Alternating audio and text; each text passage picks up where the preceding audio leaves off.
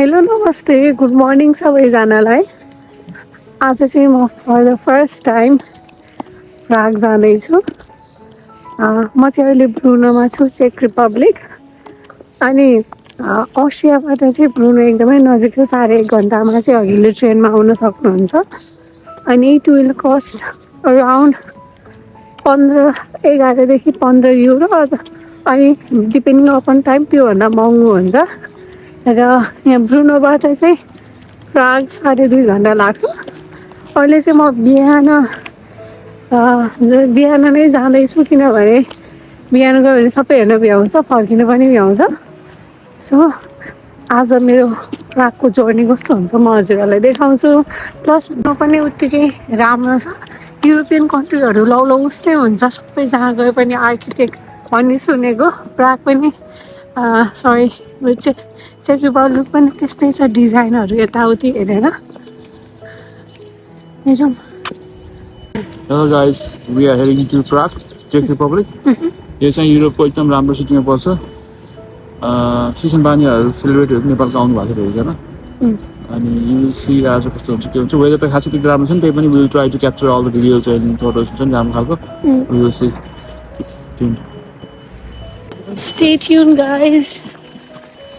हामी चाहिँ बस स्टेसनतिर जाँदै थियौँ। हाम्रोबाट चाहिँ बस स्टेसन मात्र 20 मिनट्सको वाक थियो। अनि बिहान हामी वाक गर्दै गइरहेको थियौँ। अनि स्याटरडे भएर चाहिँ सबै शान्त, कोही पनि थिएन बाटोमा। फाइनल्ली मेरो चाहिँ समर सेमिस्टर स्टार्ट भइसकेको थियो। मैले चाहिँ अहिले सर्ट्सहरू बनाइरहेको थिएँ, भिडियो बनाउन नभ्याएर। हजुरले हेर्न सक्नुहुन्छ मेरो युट्युब च्यानल नेक्स्ट स्टप अस्ट्रियामा। अनि आज बल्ल धेरै टाइमपछि चाहिँ भिडियो बनाउँदै थिएँ, किनभने 2 विक्स इन्टेन्स ल्याब कोर्स थियो। अनि आज चाहिँ विकेन्ड स्याटरडे। अनि यहाँनिर युरोपियन कन्ट्रीहरू चाहिँ एकदमै नजिक हुन्छ। I mean you can go easily with Schengen visa. अहिले चाहिँ बिहान आजको वेदर चाहिँ राम्रै नै देखाएको छ। अहिले घाम त लागेको छैन, अहिले लाग्छ होला। तर आज प्रोबाब्ली खासै धेरै बेर चाहिँ लाग्दैन। हामी चाहिँ बसमा जाँदैछौँ। ट्रेनको टिकट काट्ने भनेको पाएन, अनि बसमा गएछौँ। बसको टिकट चाहिँ हजुरको युरोमा भन्दाखेरि त्यही इट डिपेन्ड्स। तर आज चाहिँ हामीले अराउन्ड 15 युरो पे गऱ्यौँ पर हेड। अनि उसको चाहिँ डिस्काउन्ट थियो, आइसी कार्डको डिस्काउन्ट, त्यसले गर्दा अलिक चिपर पऱ्यो। तर युजली चाहिँ टिकट हजुरको त्यो 10-12 युरो पर्छ प्रागको लागि। तर ट्रेन मलाई मनपर्छ बसभन्दा पनि। फेरि स्टुडेन्टहरू हुनुहुन्छ भने यु विल गेट आइसी कार्ड। अनि आइसी कार्डले चाहिँ धेरै नै डिस्काउन्टहरू हुन्छ हजुरहरूलाई जहाँ गए पनि। त्यही भएर खेरि स्टुडेन्ट हुनुहुन्छ भने चाहिँ आइसी कार्ड बनाउन युज गर्न चाहिँ नबिर्सिनु होला। धेरै पैसाहरू बच्छ, त्यो पैसा चाहिँ हजुरहरूले अरू ठाउँमा युटिलाइज गर्न सक्नुहुन्छ नि त। त्यही भएर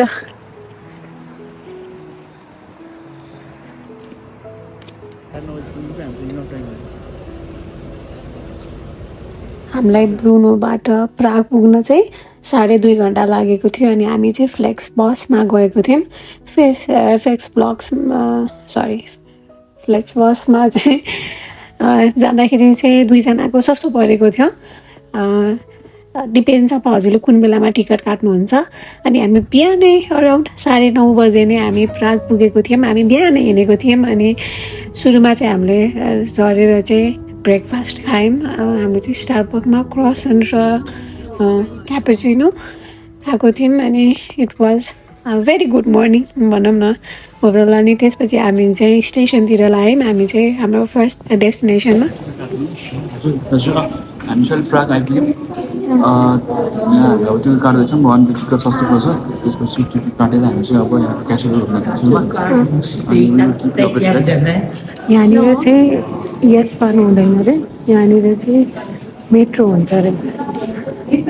भियनामा चाहिँ यस पार्नु बाहुनहरू हुन्छ, यहाँनिर चाहिँ मेट्रोको सिस्टम रहेछ। अनि यस्तो छ। अब यतातिर कता जाने हो चाहिँ गएर चाहिँ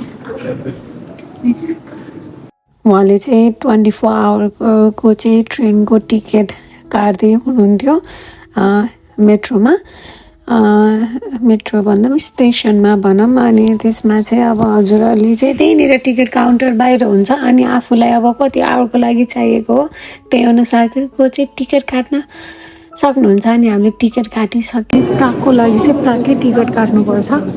प्राग बाहिरको टिकट काटेको छ भने चाहिँ काम गर्दैन। त्यही हो, वेलकम टु प्राग। हेरौँ आज कस्तो हुन्छ।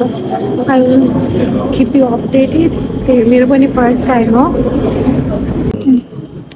कतिको 24 आवर्सको कति पर्यो? 150 चेक क्राउड 7 युरो जति। एक दुई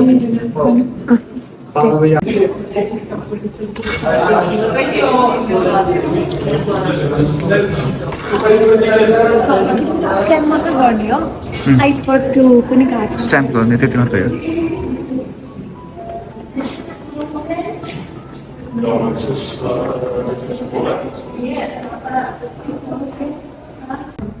अहिले चाहिँ हामी मेट्रो स्टेसनमा छौँ। यो चाहिँ रेड लाइन हो। यो चाहिँ टोटल 3टा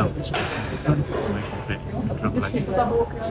तपाईँले देख्नुहुन्छ त्यहाँ येलो पनि छ, हजुर ग्रिन पनि छ। अहिले हामी भएको छ रेड भयो। अनि त्यही हो, यहाँको मेट्रो एकदम सजिलो छ, किनभने डिस्टेन्सहरू थोरै छ, टाइममै पुगिन्छ, अनि साथ केही पनि प्रब्लम हुँदैन। यो स्टेसन यहाँको चाहिँ अब आउँछ 1 मिनटमा आउँदैछ ट्रेनले होइन। मेट्रो यहाँको मेट्रोमा हजुरहरूलाई देखाउँछु कस्तो हुन्छ भनेर। मेरो चाहिँ उहाँ टुर गाइड हुनुहुन्छ। होइन, म चाहिँ प्राग बसेको पहिला 5 वर्ष, त्यही भएर मलाई सबै थाहा छ भनेर गरेको। त्यही भएर म आफ्नो पर्सनल टुर गाइड लिएर हिँडिरहेको छु। रमाइलो छ। You're welcome.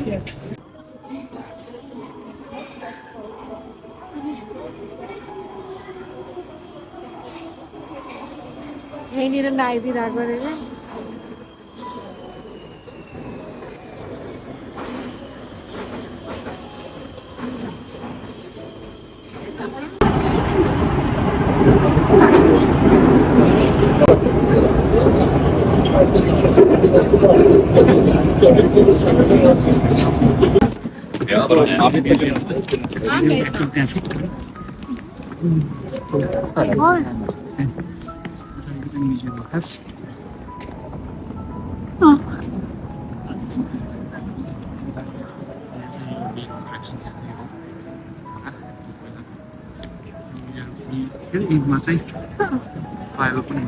यहाँको मेन एट्र्याक्सन यताको स्ट्याचु चाहिँ, किनभने पहिला पछाडिको चाहिँ म्युजियम हो। यो चाहिँ होइन एकदम राम्रो। यहाँको चाहिँ म्युजियम हो।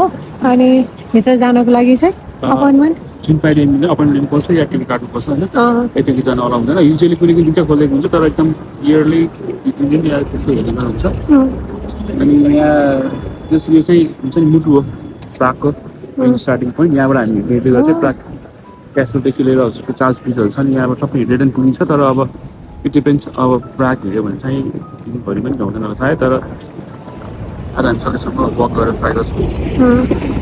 के अरे समरमा चाहिँ त्यस्तो देख्छ हो। म चाहिँ यो पोइन्ट यस्तो देख्छ ठ्याक्क, तर अहिले चाहिँ अन्डर कन्स्ट्रक्सन भइरहेको छ, त्यही भएर अलिक क्लियर भएको छैन। अदरवाइज ओ माई गड, त्यो चाहिँ म्युजियम भयो होइन। यो म्युजियमहरू भयो।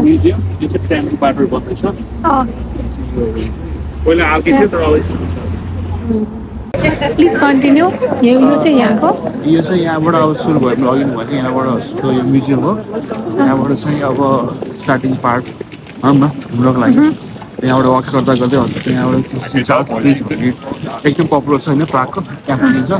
यहाँबाट अब 10 मिनट जति हिँड्नुपर्छ, 10-15 मिनट।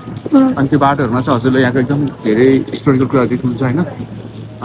ओल्ड बिल्डिङ्स, चर्चहरूदेखि लिएर क्यासलहरूदेखि लिएर होइन। अनि मेन एउटा यहाँ ओल्ड टाउन स्क्वायर पनि आउँछ, त्यो भनेको पनि एकदम पपुलर हो यहाँको। अनि त्यहाँ एकदम इभेन्टहरू भइरहेको हुन्छ, लाइक क्रिसमस मार्केटदेखि लिएर सबै कुराहरू हुन्छ, त्यही हुन्छ। त्यही हो, अलिकति हिँड्नु चाहिँ पर्छ, तर एकदम गर्थी चाहिँ छ।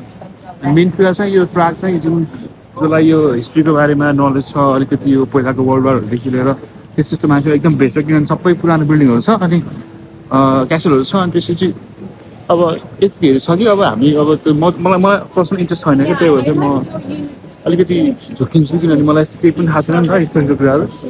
हिस्ट्रीको कुरा थाहा भएको मान्छेहरू एकदम रमाइलो हुन्छ यहाँ, किनभने सबै बिल्डिङको आफ्नो इम्पोर्टेन्स छ क्या, यो त्यति बेला यसको लागि युज भएको थियो। युरोपमा सबै आर्ट नै छ नि त, आर्ट एकदम रिच छ। अनि जस्तै यहाँनिर युथ गाइड हुन्छ, हेर्नु न कति डिफ्रेन्ट छ, कति राम्रो छ। उनीहरूको बिल्डिङको आर्किटेक्ट नै डिफ्रेन्ट छ यहाँनिर। अहिले चाहिँ यतापट्टि बन्दै रहेछ, अदरवाइज यो चाहिँ एकदमै राम्रो ठाउँ। त्यो बिल्डिङ कति राम्रो यार। के भन्नु छ हजुरलाई यसको बारेमा? यस्तो बिल्डिङ धेरै देखिन्छ यहाँ, यो स्टार्टिङ भएर मात्रै हो ग्राउन्डको अरे लट्स अफ बिल्डिङ। यहाँ डान्सिङ बिल्डिङ पनि छ, त्यहाँ मलाई जान्छ अहिले। डान्सिङ बिल्डिङ भनेर डान्स गरेको बिल्डिङ हो नि त, लाइक अलिक लुक्स लाइक अलिकति त्यस्तो खालको छ। त्यो पनि अब एकदम पपुलर हो। यस्तो बिल्डिङ पनि देखिरहेको छ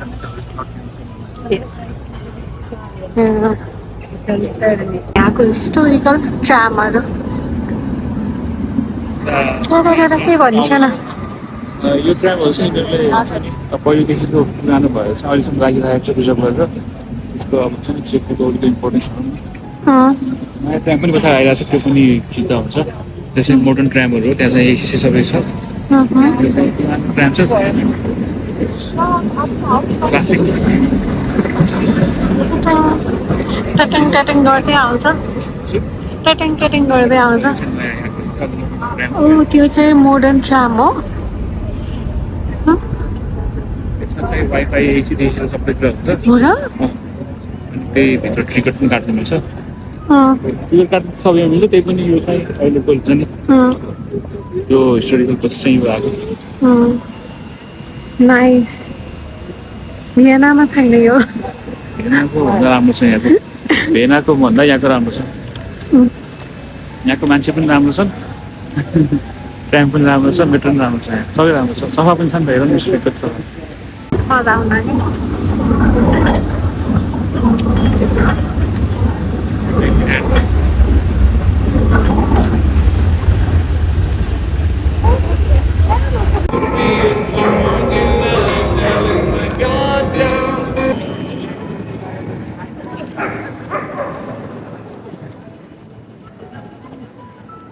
अनि चाहिँ प्रागको सुवेनियर मार्केट, यहाँनिर चाहिँ you can by different things. यो चाहिँ यहाँ एकदम पपुलर होइन, मोस्ट पपुलर एस्ट्रोनोमिकल क्लक भन्छ यसलाई चाहिँ होइन। एभ्री 1 आवरमा चाहिँ त्यहाँबाट त्यो घडीको माथिबाट चाहिँ बुढी आएको निस्किन्छ। यहाँको घडी छ होइन। अनि यो चाहिँ एस्ट्रोनोमिकल क्लक हो, यहाँको एकदम पपुलर। सबै मान्छेहरू चाहिँ त्यही कुरा बुझ्छ, म ठ्याक्क 1 आवरमा चाहिँ त्यो क्लक स्ट्राइक हुन्छ। त्यसपछि पनि बुढिया नाच्छन्। भनेपछि बेला भन्नु लाग्यो कि क्या? 1 आवरमा हुन्छ, 15 मिनट पनि हुन्छ। हेरौँ न यति धेरै क्राउड छ नि। मेबी आज स्याटरडे भएर होला। होइन, यहाँ एभ्रिडे यस्तै हुन्छ। एभ्रिडे जस्तै हो। त्यहाँबाट गुडिया निस्किन्छ अरे 15 मिनट हो।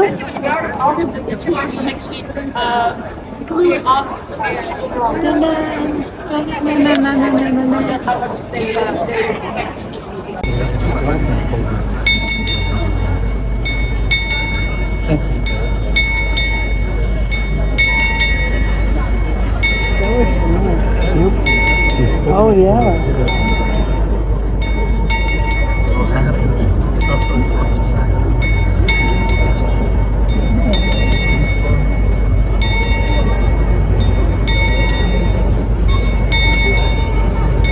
Thank you so much for watching.